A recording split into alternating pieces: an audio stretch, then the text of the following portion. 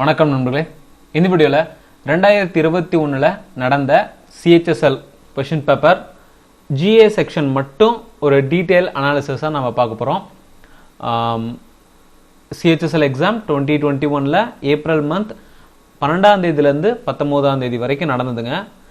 After that lockdown announce பண்ணிட்டாங்க. So அதோட remaining ஷிஃப்ட்ஸ்லாம் வந்து ஆகஸ்ட் மந்த் நடக்க இருக்கு. பிஃபோர் தட் அந்த நாள் நடந்த முக்கியமான டாபிக்ஸ்லாம் என்னென்ன கேட்டிருக்காங்க அப்படிங்கிறத பற்றி ஒரு ஓவர்வியூவாக நம்ம பார்த்துட்ருக்கோம்.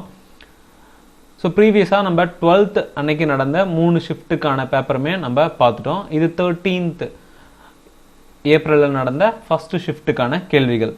ஸோ என்னென்ன கேள்விகள் கேட்டிருக்காங்க, அது ரிலேட்டடான டாபிக்ஸ் என்னென்ன இம்பார்ட்டண்ட்டாக இருக்குது, அப்கமிங் ஷிஃப்ட்ஸில் என்னென்ன கேட்கறதுக்கான வாய்ப்புகள் அதிகமாக இருக்குது அப்படிங்கிறதையும் நம்ம இந்த வீடியோவில் பார்க்கலாம். வீடியோ ஃபுல்லாக பாருங்கள். யூஸ்ஃபுல்லாக இருந்துச்சுன்னா உங்கள் ஃப்ரெண்ட்ஸ்லாம் ஷேர் பண்ணுங்கள். அண்ட் மறக்காமல் நம்ம சேனலுக்கு சப்ஸ்கிரைப் பண்ணுங்கள். முதல் கேள்வி, Lionel Messi related to which country?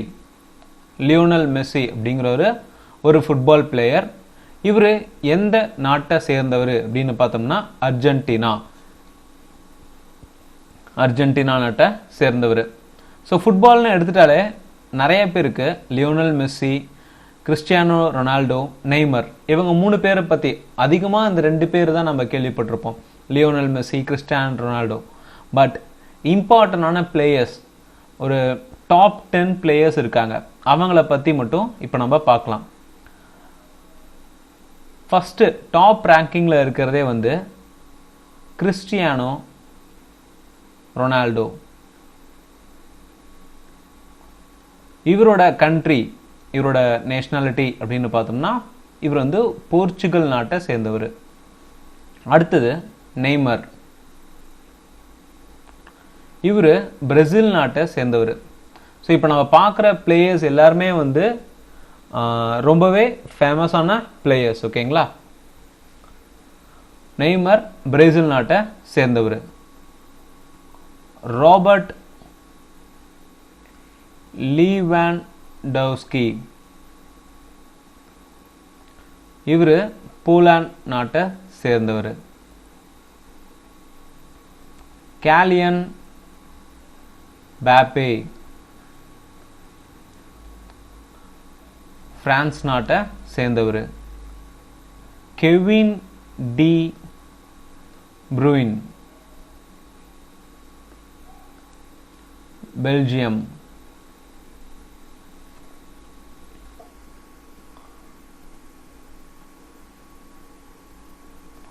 Virgil van Dijk, ஹோலாந்து.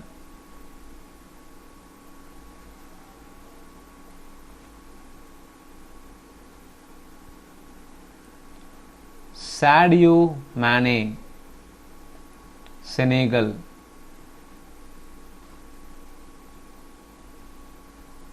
Riyadh Mahrez, Algeria.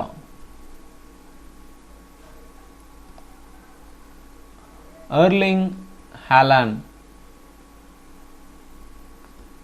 இவர் நார்வே நாட்டை சேர்ந்தவர். ஸோ ஃபுட்பால் எடுத்துட்டாலே இந்த 10 பர்சனாலிட்டிஸ் ரொம்ப ரொம்ப இம்பார்ட்டன்ட். பிகாஸ் நிறைய எக்ஸாமில் இவங்களை பற்றின கேள்விகள் வந்துட்டு, எந்த நேஷனாலிட்டி சேர்ந்தவங்க அப்படிங்கிற கேள்வி தான் அதிகமாக அவங்க பார்க்க முடியும். Lionel Messi Argentina, Cristiano Ronaldo Portugal, Neymar Brazil, Robert Lewandowski Poland, Kylian Mbappe France, Kevin De Bruyne Belgium, Virgil van Dijk Holland, Sadio Mane Senegal, Riyad Mahrez Algeria, Erling Haaland Norway. So இந்த எக்ஸாமில் ஏன் Lionel மெஸ்ஸியை குறிப்பாக கேட்டிருப்பாங்க அப்படின்னு பார்த்தோம்னா 2020 best player award Lionel Messi தான் win பண்ணியிருக்காரு. ஃபுட்பாலில் 2020 best player award Lionel Messi win பண்ணியிருக்காரு. Cristiano Ronaldo 2020 richest soccer player.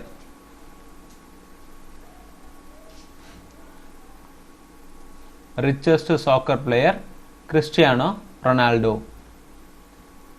Neymar best Brazilian soccer player. 2020 best Brazilian soccer player யார் அப்படின்னு பார்த்தோம்னா நெய்மர். கெவின் டி ப்ரூய்னி, இவர் 2020 best player in Premier League. Best player in Premier League 2020 best player யாருன்னு பார்த்தோம்னா Kevin De Bruyne, Belgium. Virgil van Dijk, இவர் வேர்ல்டுலேயே best defender. So வேர்ல்டில் இருக்க எல்லா பிளேயரோட கம்பேர் பண்ணும்போது world's best defender Virgil van Dijk, Holland நாட்டை சேர்ந்தவர். So defender okay. Goalkeeper, best goalkeeper award 2020 யாருக்கு கொடுத்தாங்க அப்படின்னு பார்த்தோம்னா Alisson Becker. Alisson Becker. So 2020 நம்ம ஃபுட்பால் பிளேயர்ஸ் அப்படின்னு எடுத்துட்டோம்னா இதில் இவங்கள தான் வந்து ரொம்ப ரொம்ப இம்பார்ட்டன்ட். ஓகேங்களா? ஸோ 2020 பெஸ்ட் பிளேயர் யார்? Lionel Messi. 2020 richest soccer player Cristiano Ronaldo. 2020 best player in Premier League Kevin De Bruyne, Belgium நாட்டை சேர்ந்தவர். World best defender 2020 world best defender award வாங்கினது வெர்ஜில் வான் டிஜிக், ஹோலாண்ட் நாட்டை சேர்ந்தவர். 2020 best goalkeeper Alisson Becker. So அடுத்த கேள்வி, which vitamin deficiency is related to sterility? Sterility அப்படிங்கிறது man பொறுத்து அமையிறது. ஸோ இதை இன்ஃபர்டிலிட்டி அப்படின்னு கூட சொல்லுவாங்க. இது எந்த விட்டமின் குறைபாடால் ஏற்படுது அப்படின்னு பார்த்தோம்னா விட்டமின் இ. விட்டமின் இ குறைபாடு ஏற்பட்டுச்சுன்னா மேனுக்கு ஸ்டெரிலிட்டி அப்படிங்கிறது ஏற்படும். விட்டமின் இயோட கெமிக்கல் நேம், விட்டமின் இயோட கெமிக்கல் நேம் டோகோஃபெரோசிஸ். விட்டமின் இயோட கெமிக்கல் நேம் டோகோஃபெரோசிஸ். ஸோ இதுக்கு என்ன தீர்வு அப்படின்னு பார்த்தோம்னா நிறைய காய்கறிகள் பழங்கள் சாப்பிட்றது ஒரு தீர்வாக அமையும். ஸோ விட்டமின் அப்படின்னு எடுத்துட்டோம்னா நமக்கு 2 வகை இருக்குங்க. ஃபேட் சாலிபிள், ஒரு சின்ன ரீகேப் மாதிரி பார்க்கலாம். Fat soluble, water soluble. இதில் வாட்டர் சாலிபிள் அப்படிங்கிறது வந்து நமக்கு B and C. Fat soluble A, D, E and K. இப்போதைக்கு நம்ம இதோட கெமிக்கல் நேம் மட்டும் பார்க்கலாம். ஃபர்ஸ்ட் திங், விட்டமின் ஏ ஓட கெமிக்கல் நேம். விட்டமின் ஏ வந்து ரெட்டினால். விட்டமின் ஏ ஓட கெமிக்கல் நேம் ரெட்டினால். அடுத்து vitamin D. So fat soluble first பார்த்துட்டு அதுக்கப்புறம் வாட்டர் சாலிபிள் பார்க்கலாம். Vitamin D calciferol.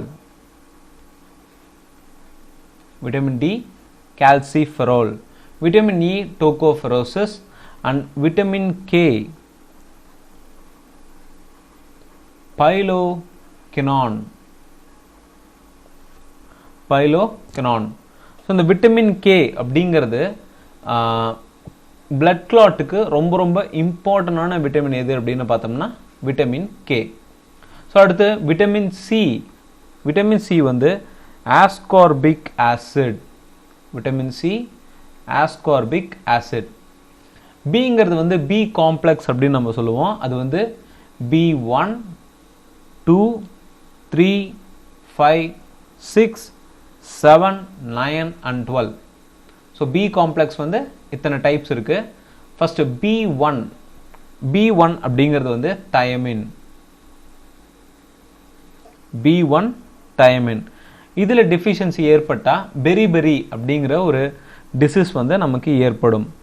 அடுத்து vitamin B2 riboflavin. Riboflavin. Vitamin B3 niacin, vitamin B3 niacin. B5 pantothenic acid, pantothenic acid. Vitamin B6 pyridoxine, vitamin B6 pyridoxine. Vitamin B7 biotin, vitamin B7 biotin. அடுத்து B9 folic acid, B9 folic acid. vitamin B12 மற்ற விட்டமினோட எந்த விட்டமின்ல B cobalt வந்து present ஆயிருக்கு அப்படின்னு பார்த்தோம்னா அது vitamin B12. இதோட chemical நேமே பார்த்தோம்னா சயனோ கோபாலமின், சயனோ கோபாலமின். ஸோ இவ்வளோதாங்க விட்டமின்ஸோட டைப்ஸ் அண்ட் அதோட கெமிக்கல் நேம்ஸ். அடுத்து which animal race occurs in Kambala festival? So Kambala festival அப்படிங்கிறது வந்து கர்நாடகாவில் நடக்கக்கூடிய ஒரு ஃபெஸ்டிவல்.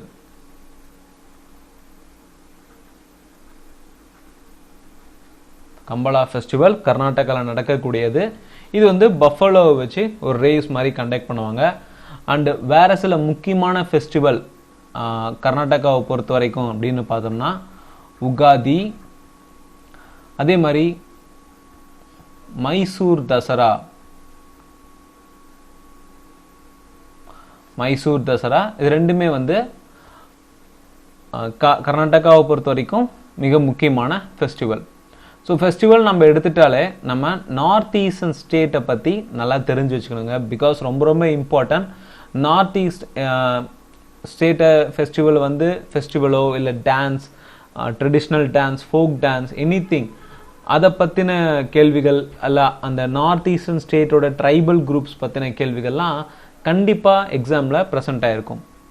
ஸோ இப்போதைக்கு நம்ம நார்த் ஈஸ்டர்ன் ஸ்டேட்ஸோட ஃபெஸ்டிவல் மட்டும் நம்ம தெரிஞ்சுக்கலாம். First thing Arunachal Pradesh.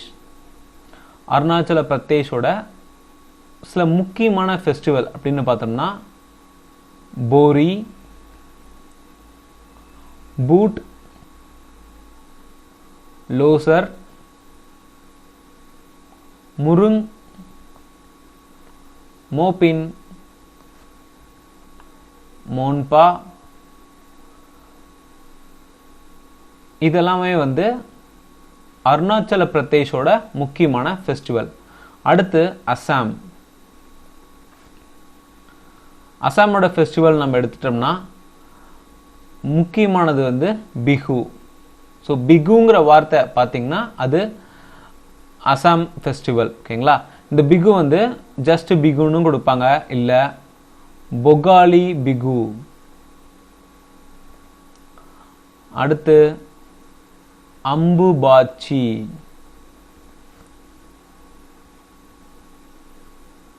By சகு, தெஹிங் Bhatkal. ரொம்ப ரொம்ப முக்கியங்க. தெஹிங் பட்கல், பிகு. இந்த ரெண்டுமே வந்து ரிப்பீட்டடாக கேட்கக்கூடிய கேள்விகளில் ஒன்று. தெஹிங் பட்கல், பிகு. ஸோ அருணாச்சல பிரதேஷ் பார்த்துட்டோம், அசாம் பார்த்துட்டோம். அடுத்து மேகாலயா. மேகாலயா நம்ம எடுத்துட்டோம்னா நோங்க்ரெம் festival,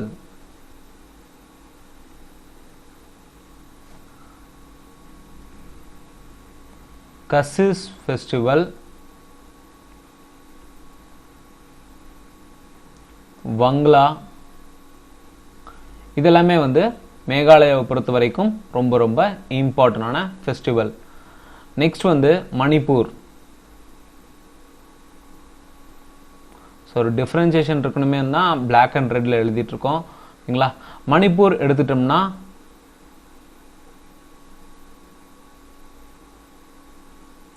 யஷாங் பொராங் festival, சவங் cut festival. யஷாங் பொராங் சவங்கட் festival. அடுத்து மிசோரம். மிசோரம் வந்து சப்சர்கட். ஸோ சவங்கட் வேறங்க, சப்சர்கட் வேற. ஓகேங்களா? சப்சர்கட் ஃபெஸ்டிவல் அப்படின்னாலே அது மிசோரம். நெக்ஸ்ட் நாகாலாந்து. நாகாலாண்டில் அடிக்கடி கேட்கக்கூடியது அப்படின்னு பார்த்தோம்னா இந்த ஹார்ன்பில் ஃபெஸ்டிவல். ஹார்ன்பில் ஃபெஸ்டிவல் எங்கே செலிப்ரேட் பண்ணுறாங்க அப்படின்னு பார்த்தோம்னா அது நாகாலாந்து. அடுத்து Moatsu festival. Moatsu festival. So 7 north eastern ஸ்டேட்டுமே நம்ம வந்து கவர் பண்ணியிருக்கோம். ஓகேங்களா? அருணாச்சல பிரதேஷ், அசாம், மேகாலயா, மணிப்பூர், மிசோரம் அண்ட் நாகாலாந்து. ஸோ இது எல்லாமே வந்து ரொம்ப ரொம்ப இம்பார்ட்டன்ட். ஓகேங்களா? இதே மாதிரி ட்ரெடிஷ்னல் டான்ஸும் நார்த் ஈஸ்டர்ன் ஸ்டேட்ஸ்க்கு நல்லா தெரிஞ்சு வச்சுக்கோங்க. அடுத்து Baburnama is written in which language? Baburnama அப்படிங்கிறது வந்து பாபரை பற்றின ஒரு பயோகிராஃபி. ஓகேங்களா? முகல் சாம்ராஜ்யத்தை சேர்ந்தவங்க தான் இந்த பாபர். முகல் சாம்ராஜ்யத்தோட ஃபவுண்டர் யாரு அப்படின்னு பார்த்தோம்னா பாபர் தான். முகல் சாம்ராஜ்யத்தில் 2 மன்னர்கள். ஒன்று பாபர், இன்னொன்று ஜஹாங்கீர். இவங்க 2 பேர் தான் தங்களோட பயோகிராஃபியை, அதாவது ஆட்டோபயோகிராஃபியை எழுதிட்டு போயிருக்காங்க. அண்டு இந்த பாபர் நாமா எந்த லாங்குவேஜ் அப்படின்னு பார்த்தோம்னா சகதி டர்கிக். சகதி டர்கிக். இந்த பாபர் நாமாவோட வேற சில நேம் அப்படின்னு பார்த்தோம்னா history of Babur, history of Babur, letters of Babur. So இந்த மாதிரி என்ன கேட்டாலும் அது வந்து பாபரோட biography, own biography. And Turkish லாங்குவேஜில் என்னன்னு சொல்லுவாங்க அப்படின்னு பார்த்தோம்னா துசுக் இ பாபரி. அதே மாதிரி ஜஹாங்கீர் எழுதுனது வந்து துசுக் ஐ ஜஹாங்கிரி. ஓகேங்களா? துசுக் ஐ ஜஹாங்கிரி, துசுக் இ பாபரி. ஐஇ ரெண்டுமே ஈக்குவல் தாங்க. ஓகேங்களா? டர்க்கிஷ் லாங்குவேஜில். ஓகே, துசுக் இ ஜஹாங்கிரி, துசுக் இ பாபரி ரெண்டுமே வந்து முகலாய சாம்ராஜ்யத்தோட முக்கிய மன்னர்களோட ஓன் பயோகிராஃபிஸ். அடுத்து what is capital of Canada? கனடாவோட கேபிட்டல் வந்து ஒட்டாவா. அந்த கனடா வந்து ஒரு நார்த் அமெரிக்கன் கான்டினென்ட்ல இருக்கக்கூடிய ஒரு கண்ட்ரி. கனடாவோட கரன்சி அப்படின்னு பார்த்தோம்னா Canadian dollar. Canadian dollar. And கனடாவோட பிரைம் மினிஸ்டர் வந்து Justin Trudeau. Justin Trudeau. Which device is used to measure the altitude? Altitude அப்படிங்கிறது வந்து ஹைட். இந்த டிவைஸை இன்வென்ட் பண்ணது, சாரி, ஃபர்ஸ்ட் இந்த டிவைஸோட நேம் பார்த்தோம்னா ஆல்டிமீட்டர். அண்ட் இந்த டிவைஸ் வந்து ஒரு ஜெர்மன் அமெரிக்கனால இன்வென்ட் பண்ணப்படுது. German American. அவர் நேம் வந்து பால் கோல்ஸ்மேன். பால் கோல்ஸ்மேன். இவர் தான் வந்து இந்த ஆல்டிமீட்டர் அப்படிங்கிற ஒரு டிவைஸை கண்டுபிடிச்சவர். ஸோ எக்ஸாம் பொறுத்த வரைக்கும் வேறு சில என்னென்ன டிவைஸ் ஒரு எனி இம்பார்ட்டன்ட் இன்வென்ஷன் அப்படின்னு பார்த்தோம்னா ரீசன்ட் எக்ஸாமில் கேட்கக்கூடியது அப்படின்னு பார்த்தோம்னா கெலடோஸ்கோப்.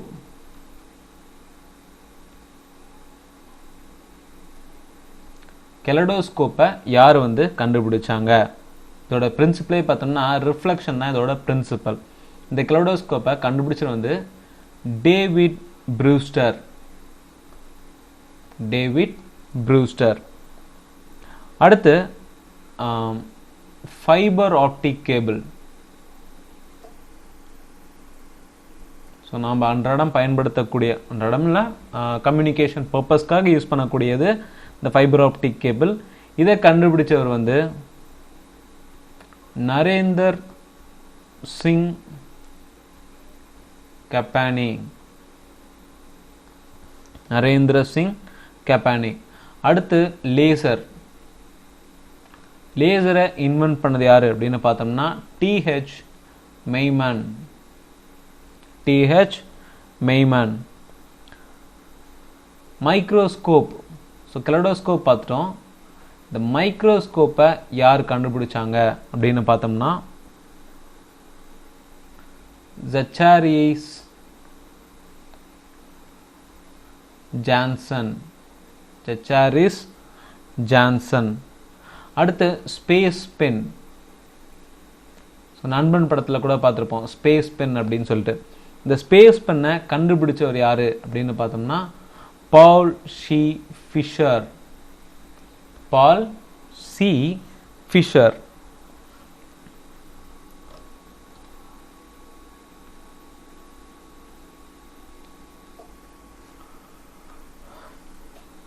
நெக்ஸ்ட் வந்து போனோகிராஃப். போனோகிராஃப் யார் இன்வென்ட் பண்ணாங்க அப்படின்னு பார்த்தோம்னா எடிசன். Thomas Alva Edison. அடுத்து டெலஸ்கோப். டெலஸ்கோப் இன்வென்ட் பண்ணது வந்து ஹான்ஸ் லிப்பர் ஷே. ஹான்ஸ் லிப்பர் ஷே. ரேடார். ஸோ லேசர் பார்த்துருக்கோம், இது ரேடார். ரேடாரை முதல்ல கண்டுபிடிச்சவர் யாரு அப்படின்னு பார்த்தோம்னா Robert Watson. Robert Watson. And then நாம் இப்போ வந்து எலக்ட்ரிக் ட்ராம்லாம் வந்து நம்ம பார்த்துருப்போம். Electric tram. இந்த ட்ராம் கண்டுபிடிச்சது யாரு அப்படின்னு பார்த்தோம்னா ஃபியோடர் பிரோட்ஸ்கை. ஃபியோடர் பிரோட்ஸ்கை. அடுத்து எலக்ட்ரோஸ்கோப். ஸோ எலக்ட்ரோஸ்கோப்பை கண்டுபிடிச்சது வந்து ஜீன் ஆண்டோனி நாலட். ஜீன் ஆண்டோனி நாலட். நம்ம இந்த ஸ்கோப் அப்படிங்கிறது கெலடோஸ்கோப், மைக்ரோஸ்கோப், டெலஸ்கோப் அண்ட் எலக்ட்ரோஸ்கோப் இதெல்லாம் வந்து ரொம்ப ரொம்ப இம்பார்ட்டன்ட். ஓகேங்களா? ஸோ இதெல்லாம் தான் வந்து இன்வென்ஷனில் இப்போ ரீசன்ட் எக்ஸாம்ஸில் ரிப்பீட்டடாக கேட்கப்பட்ட கேள்விகள். In the 2019 Lok Sabha election, who casted their first vote?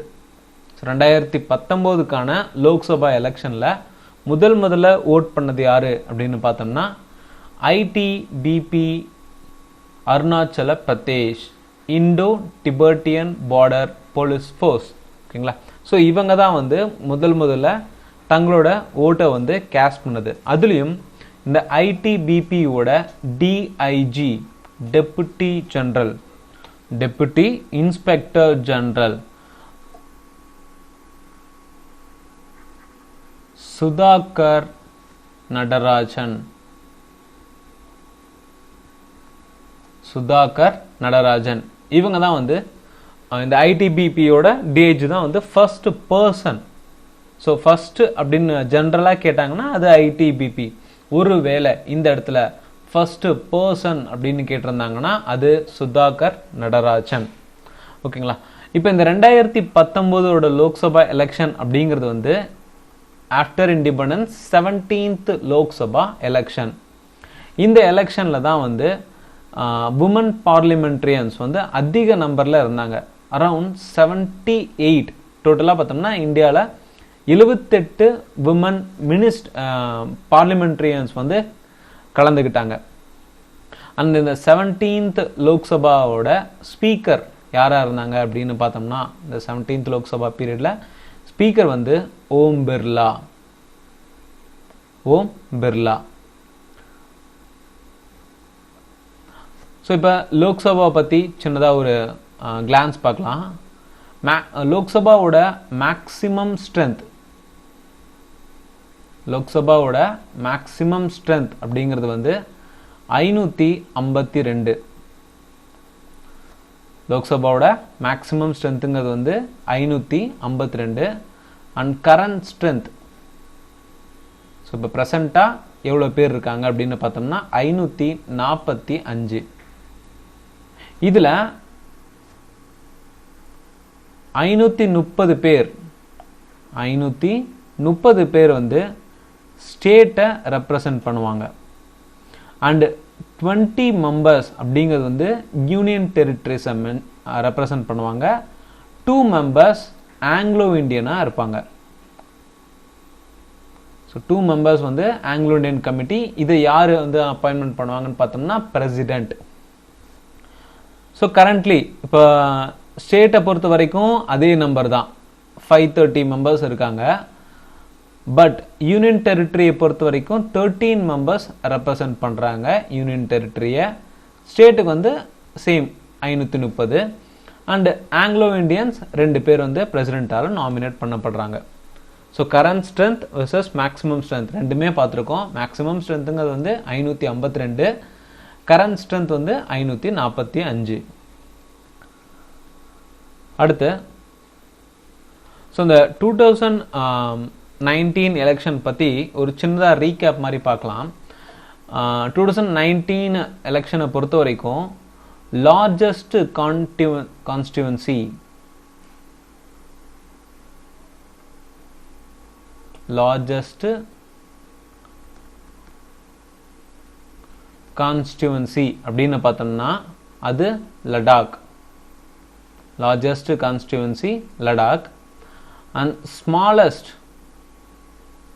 Smallest constituency வந்து சந்த்னி சவுக். சந்த்னி சவுக். ஸோ இது ரெண்டுமே வந்து ஏரியா பிரகாரம், ஓகேங்களா? இந்த ரெண்டுமே ஏரியா வைஸ். அடுத்து எலெக்டர்ஸ் வைஸ். எலெக்டர்ஸ் வைஸ்ல லார்ஜஸ்ட் அப்படிங்கிறது வந்து electors wise largest constituency Malkajgiri. Malkajgiri. And smallest Lakshadweep.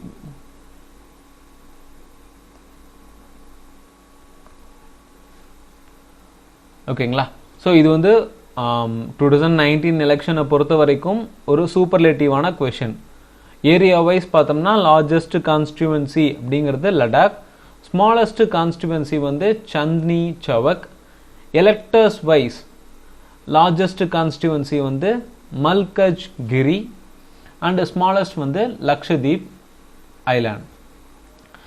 இப்போ லோக்சபாவை பொறுத்த வரைக்கும் அதோட லீடர் ஆஃப் லோக்சபா யாருன்னு பார்த்தோம்னா prime minister.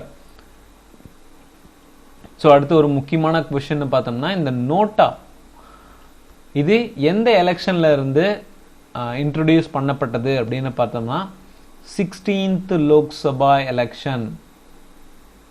16th Lok Sabha election year வந்து 2014. 2014 இருந்து தான் இந்த நோட்டா அப்படிங்கிற ஒரு ஆப்ஷனே வந்து நம்ம எலெக்ட் பண்ணும்போது லாஸ்ட்டாக இருக்கும் இந்த நோட்டாங்கிற சிம்பிள். ஸோ இது எப்போ ஆரம்பிச்சது அப்படின்னு பார்த்தோம்னா 2014 16th லோக்சபா எலெக்ஷன்ல இருந்து. இந்த லோக்சபா பற்றி கேட்கக்கூடிய மிக முக்கிய ஆர்டிக்கல் அப்படின்னு பார்த்தோம்னா ஒரு சிலது மட்டும்தான் இருக்குங்க. அது என்னன்னு பார்க்கலாம். ஒன்று வந்து 326. இந்த 326 அடிப்படையில் எலெக்ஷன், ஸோ இந்த லோக்சபா எலெக்ஷனில் அடல்ட் சஃபரேஜ் அதாவது 18 வயதுக்கு மேலே உள்ளவங்கள் எல்லாருமே வந்து ஓட் பண்ணலாங்கிற உரிமையை லோக்சபாவை பொறுத்த வரைக்கும், லோக்சபாவில் 18 வயதுக்கு மேலே உள்ள பர்சன்ஸ் எல்லாருமே ஓட் பண்ணலாம் அப்படிங்கிற உரிமையை கொடுக்கறது வந்து ஆர்டிகல் 326. அண்ட் லோக்சபா அப்படிங்கிறது வந்து 5 வருஷத்துக்கானது டேர்ம் அப்படின்னு நமக்கு தெரியும். இந்த டேர்ம் லோக்சபா அப்படிங்கிறது வந்து ஒரு 5 இயர்க்கான ஒரு டேர்ம். அடுத்த 5 இயர்ஸில் மறுபடியும் வந்து எலெக்ஷன் நடக்கும். இந்த 5 இயர் டேர்ம் எந்த ஆர்டிக்கல் பிரகாரம் நிர்ணயிக்கப்படுது அப்படின்னு பார்த்தோம்னா ஆர்டிக்கல் 83. அண்ட் தென் ஆர்டிக்கல் 75 ரொம்ப ரொம்ப இம்பார்ட்டன்ட்ங்க. இந்த ஆர்டிக்கல் 75 அடிப்படையில் கவுன்சில் ஆஃப் மினிஸ்டர்ஸ் எல்லாருமே வந்து responsible. So council of ministers are responsible to Lok Sabha. Council of Ministers are responsible to Lok Sabha. எந்த ஆர்டிக்கல் அடிப்படையில்? ஆர்டிக்கல் 75. அண்ட் ஆர்டிக்கல் 324 பிரகாரம் இந்த லோக்சபா எலெக்ஷன்ஸை எலெக்ஷன் கமிஷன் இன்டர்ஃபியர் பண்ணி இவங்க நடத்துறதுக்கான ஒரு பவரை கொடுக்கறது. ஸோ எலெக்ஷன் கமிஷனுக்கு அந்த பவரை கொடுக்கறது எந்த ஆர்டிக்கல் அப்படின்னு பார்த்தோம்னா ஆர்டிக்கல் 324. ஸோ இவ்வளோ தாங்க லோக்சபா பற்றின முக்கியமான ஆர்டிக்கலை. ஓகேங்களா? ஸோ வீடியோ யூஸ்ஃபுல்லாக இருந்துச்சுன்னா உங்கள் ஃப்ரெண்ட்ஸ்க்கெலாம் ஷேர் பண்ணுங்கள். மறக்காமல் நம்ம சேனலுக்கு சப்ஸ்கிரைப் பண்ணுங்கள். எந்த ஒரு கருத்துக்கள் இருந்தாலும் கீழே கமெண்ட் செக்ஷனில் சொல்லுங்கள். தேங்க்யூ.